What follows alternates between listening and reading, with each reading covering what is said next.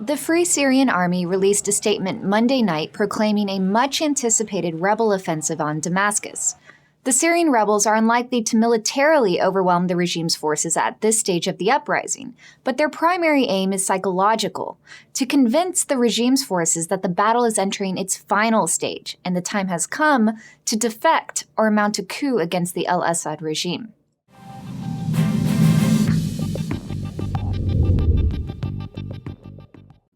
In its statement, the FSA emphasized the importance of cutting the regime's supply lines along two critical routes, from Aleppo in the north to Deraa in the south and Deir ez-Zor in the east to Latakia on the western coast. The FSA declared that foreign forces fighting on behalf of the regime, including Iranian Revolutionary Guard Corps, Hezbollah, Iraqi militias, and pro-Assad Palestinian militants, are legitimate rebel targets. The FSA still appears to be struggling militarily in waging this offensive. Heavy shelling and gunfire have been reported in and around Damascus in the past 24 hours, as regime forces are trying to occupy areas leading into the capital to prevent the FSA from mounting a coordinated offensive. But a declaration of battle by the rebels still carries a great deal of symbolic weight. The regime has no choice but to reinforce the capital with its most elite forces, but the rebels deliberately chose to declare the seat of Syrian power as the epicenter of the battle to expose the vulnerability of the regime's fortress. Damascus is also where the majority of foreign correspondents and diplomats are concentrated, and they can play a big role in validating the opposition's claims.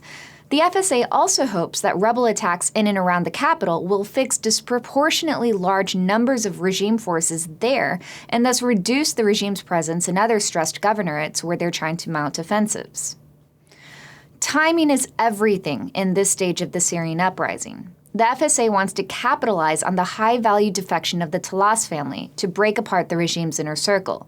The Talas family formed a critical link between the al Assad clan and the Sunni patronage networks that have sustained the minority Alawite regime for decades.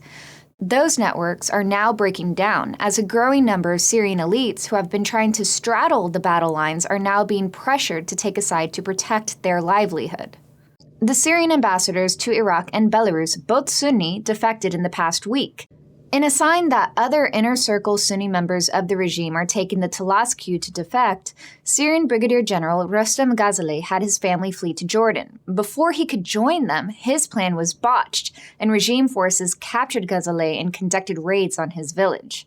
The regime is relying heavily on intimidation tactics to stem the tide of defections, but that also means that the regime must devote more attention to keeping watch on the regime itself in search of dissenters.